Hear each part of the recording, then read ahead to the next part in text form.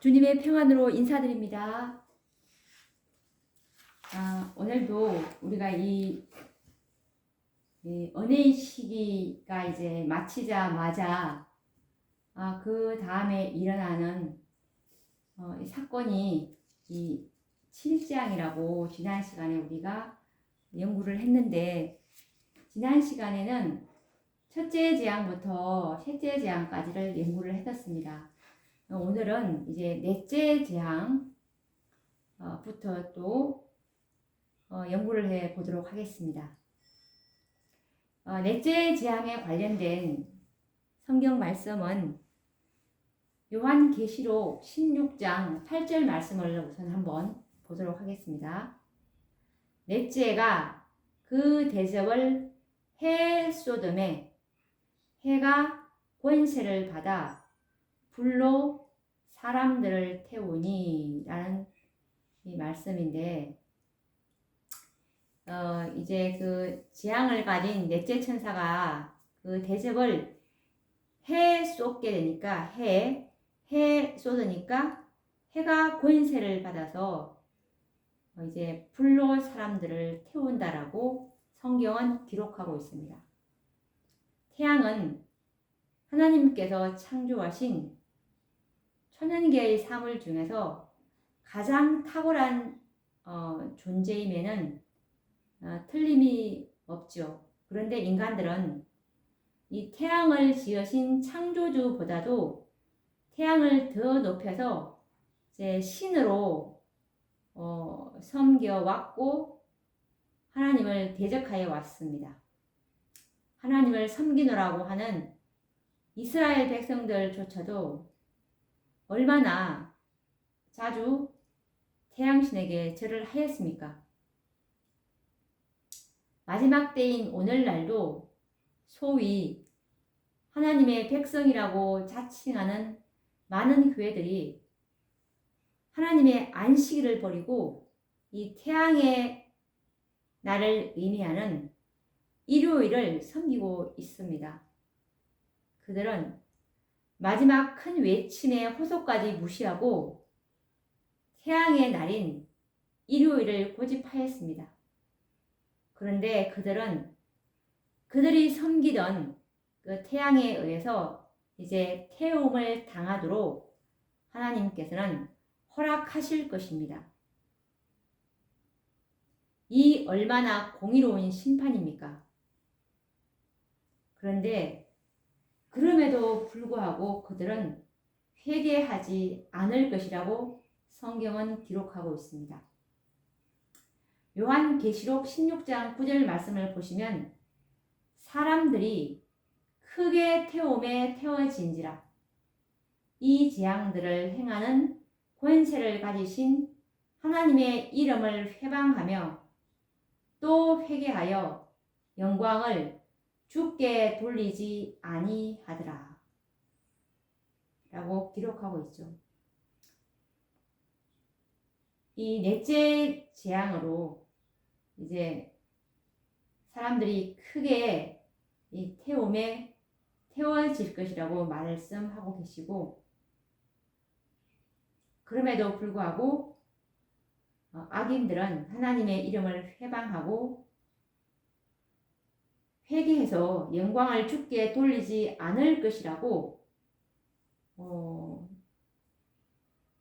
성경은 요한계시록 16장 9절에서 말씀하고 있는 것입니다. 이것에 관련된 선지자의 말씀은 각 시대의 대쟁투 628페이지에서 629페이지 말씀이 이 넷째 재앙에 관련된 말씀인데요. 각 시대의 대쟁투 628페이지에서 629페이지에 있는 말씀입니다. 계속하여 일어나는 재앙으로 해가 권세를 받아 불로 사람들을 태우니 사람들이 크게 태움에 태워진지라. 이 무서운 시기에 있을 지상의 형편에 대하여 선지자들은 다음과 같이 묘사한다. 그 재앙들은 전 세계적인 것이 아니다. 만일 그렇게 되면 지상의 거민들은 완전히 전멸될 것이다. 그러나 그것들은 사람들에게 지금껏 알려진 것들 중 가장 무서운 재앙이 될 것이다 라고 선지자께서 기록하고 계십니다. 정말 넷째 재앙은 악인들에게 극심한 고통이 될 것입니다. 그것들은 사람들에게 지금껏 알려진 것들 중에서 가장 무서운 재앙이 될 것이라고 선지자께서 기록하고 있음을 우리가 확인할 수가 있었는데, 이 악인들의 고통이 점점 극으로 치달음에 따라서 하나님의 백성들 또한 야곱의 환난의 정점을 향하여 가게 될 것입니다. 악인들은 모든 재앙과 고통의 원인을 짐승의 표를 거절한 하나님의 백성들에게 돌림으로써 사실상 그들을 완전히 멸하고자 계획하게 될 것입니다. 영감의 말씀은 악인들이 하나님의 백성들을 멸하기 위해서 계획을 실행할 시간을 말씀하고 있는데, 바로 6째 재앙과 7째 재앙 사이에 그 일이 시행될 것을 가르쳐 주고 있습니다. 이제 하나님의 백성들을 완전히 이제 죽이기 위해서 죽이기 위한 그 계획을 이제 실행할 시간을 말하는 것입니다. 이때는 완전히 이제 그 죽이는 것을 실행하는 시간이죠. 6째 재앙과 7째 재앙 사이에 이제 그 일이 시행될 것을 이 화이 선지자의 각 시대의 대쟁 2 635페이지에서 그 말씀을 하고 계십니다. 각 시대의 대쟁 2 635페이지에 보시면 하나님의 율법을 존중하는 사람들에게 인간의 법률상 보호가 제거되면, 법령으로 정해진 기간이 가까워 오면 사람들은 그 미운 종교단체를 근절하고자 공모할 것이다.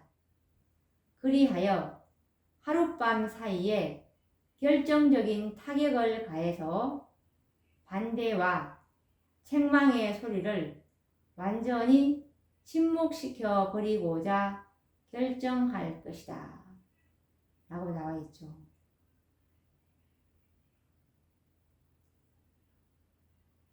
법령으로 정해진 기간이 가까워 오면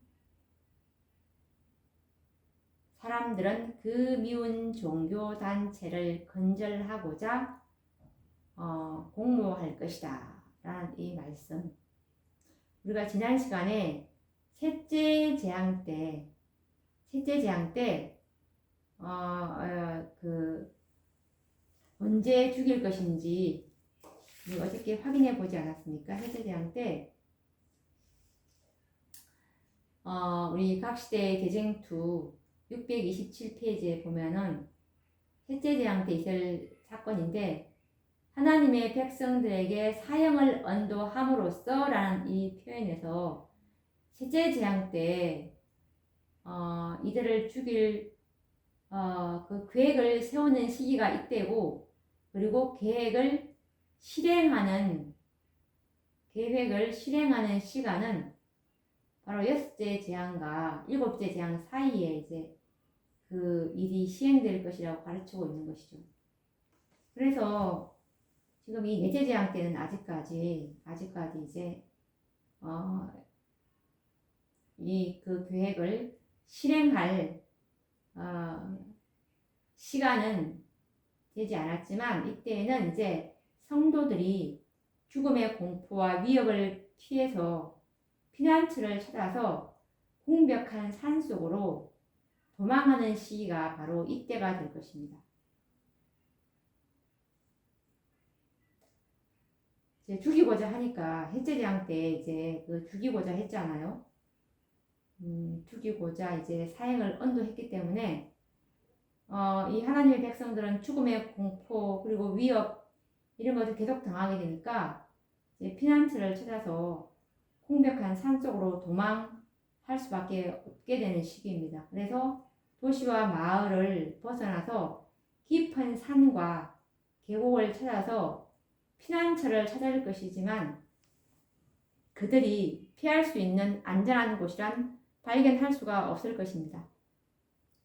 그들은 자신들을 안전하게 보호해 줄 곳이 없다는 사실을 잘 알고 있기 때문에 정말 의지할 곳은 하나님밖에 없죠. 그래서 밤낮으로 하나님께 구원을 요청할 것인데 이것에 관련된 선지자의 이 증언의 말씀인 초기 문집에서 초기 문집 284페이지에서는 이렇게 기록하고 있습니다. 성도들이 도시와 마을을 떠날 때 그들을 죽이려는 악한 자들이 추격할 것이다. 그들이 밤낮으로 구원을 위하여 부러지절 것이며 이것은 마치 야곱이 형 에서와 그 형의 군대를 눈앞에 두고 야복 강가에서 천사와 씨름하는 때와 비교할 수가 있을 것입니다. 야곱은 고향으로 돌아가고자 했지만 형 에서가 군사 400명을 거느리고 야곱에게 복수하기 위해서 오고 있다는 소식은 고향에 돌아가고자 하는 이 야곱의 희망을 절망과 두려움으로 가득 차게 만들었습니다. 자신은 물론이고 가족이 당하는 이 죽음의 공포가 엄습했을 때 야곱이 당하는 그 절망감은 진짜 어떠했겠습니까? 더 나아가서 야곱이 자신이 지은 죄악들이 막 생각나고 그리고 그의 심령을 압도했을 때 이 구원의 소망은 완전히 사라졌을 것입니다.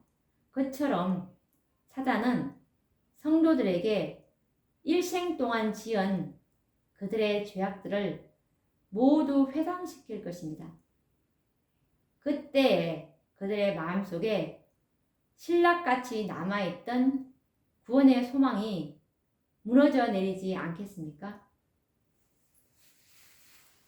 하나님의 백성들은 그리스도의 중보가 끝나고 성령마저 이 거두어진 이 땅 어디에서도 위안을 발견할 수가 없을 것입니다.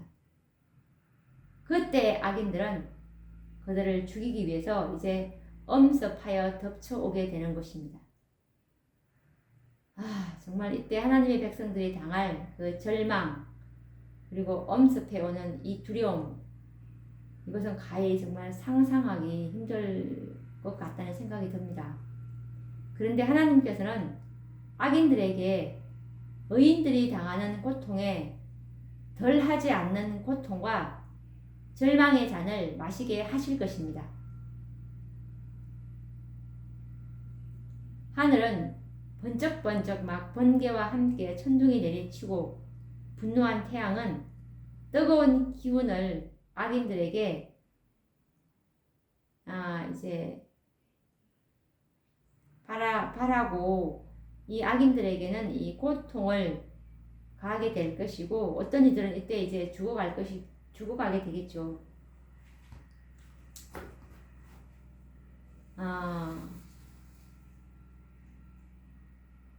우리가 올해 이 정말 유례 없이 정말 더운 여름을 보내지 않았습니까?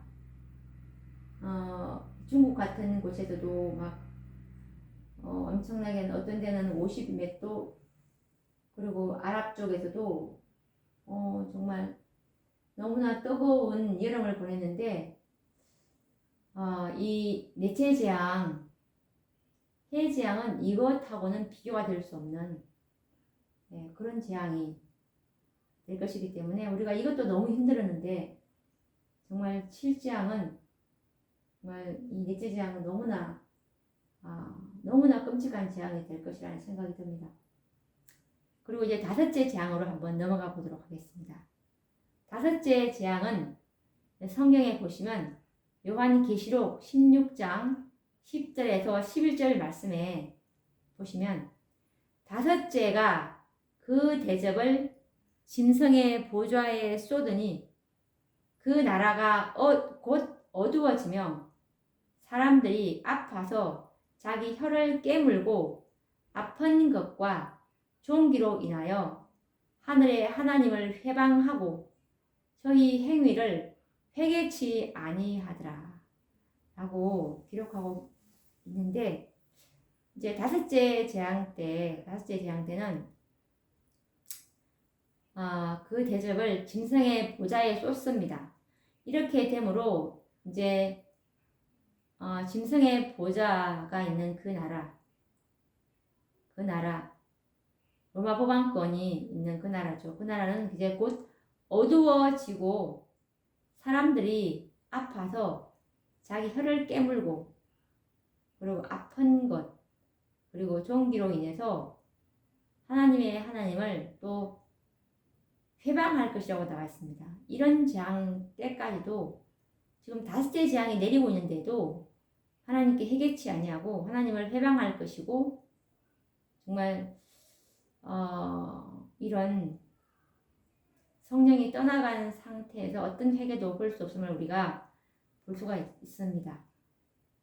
온 세상을 미혹해서 이제 태양신을 섬기도록 하고 강제로 그 우상에게 절하도록 한 그 근원지가 바로 이 짐승 곧 법왕권이 아닙니까? 그래서 하나님께서는 그 짐승의 보좌에 다섯째 재앙을 부으실 것입니다. 하나님께 돌려야 할 영광을 자신이 받고 온 세상을 하나님의 진노의 포도주로 마시게 한 이 짐승의 보좌가 있는 로마 바티칸 시국과 그 진원지마다 암흑천지로 변하는 것을 상상해 볼 수가 있을 것입니다. 그래서 하나님께 반역한 흑암의 세력의 근원지가 어디임을 이제 온 세계는 보게 될 것입니다.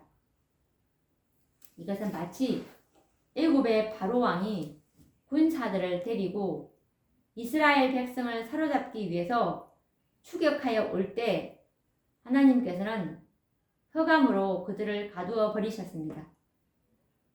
넷째 재앙 시기부터는 이제 하나님의 백성들을 죽이고자 하는 계획이 여섯째 재앙이 이르기 전 다섯째 재앙 때부터 이미 시도될 것으로 보여집니다.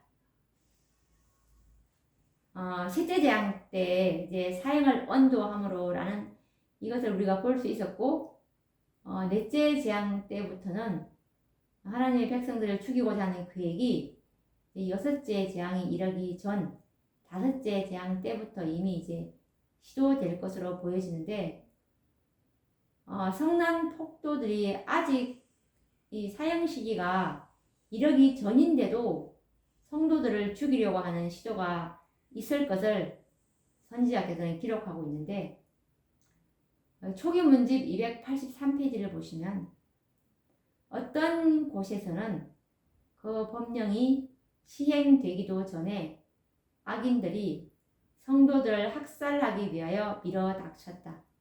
그러나 천사들이 인간의 모습으로 나타나서 그들을 위하여 싸웠다라고 기록하고 있습니다. 사형 시기가 이르기도 전에 악인들이 하나님의 백성들을 이제 엄습하려고 할 바로 그때 마치 이스라엘 백성들이 출애굽 당시 홍해를 건너기 전인 이 어둠이 애굽 군대를 덮어버린 것처럼 이때에도 흑암이 원수들을 덮어 가두어 버림으로 당신의 백성을 이제 보호하게 될 것이라는 사실을 알게 됩니다. 이것에 관련된 선지자의 말씀은 각시대의 대쟁투 635페이지에서 636페이지에 보시면 승리와 조소와 저주의 함성을 지르면서 악인들의 무리가 그들의 노획물에게 달려들려 할 때 밤의 어둠보다 더욱 짙은 암흑이 온 땅을 덮는다. 그때 무지개가 나타나 하나님의 보좌에서 비치는 영광으로 빛나며 모든 하늘로 뻗치어 마치 기도하고 있는 무리를 둘러주는 것처럼 보인다. 분노에 날뛰던 무리들은 갑자기 멈칫해진다. 조롱하던 그들의 부러지점은 사라진다. 그들은 살기 등등한 분노의 동기를 잊어버린다. 그들은 무서운 예감으로 하나님의 언약의 상징을 주목해보고 압도적으로 찬란한 빛에서 피하려 한다. 라고 기록하고 있습니다. 죽음의 공포처럼 내려덮인 흑암은 짐승의 보좌는 물론 그의 추종 세력들에게 내려덮이게 되는데요. 그들은 한낮이지만 흑암에 둘러싸인 채 무서운 공포 분위기와 좀비로 인한 그 고통을 이기지 못해서 자신의 혀를 깨물며 더욱더 하나님을 회방할 것입니다. 흑암 재앙이 악인들에게는 절망과 고통을 주지만 이제 의인들에게는 구원의 희망을 주는 서광이 이제 될 것입니다. 그때의 상황을 우리가 또 선지자의 글에서 한번 확인해 보도록 하겠습니다. 각 시대의 대쟁투 636페이지를 보시면 각 시대의 대쟁투 636페이지를 보시면 하나님의 백성들은 위를 쳐다보라는 분명하고 음악적인 소리를 듣는다. 그들이 눈을 하늘로 돌리자 그들은 약속의 무지개를 보게 된다. 하늘을 덮고 있는 어둡고 험악한 구름이 흩어질 때 그들은 시대반처럼 하늘을 응시하게 된다. 그때 그들은 하나님의 영광과 인자가 당신의 보좌에 앉아 계신 광경을 보게 된다.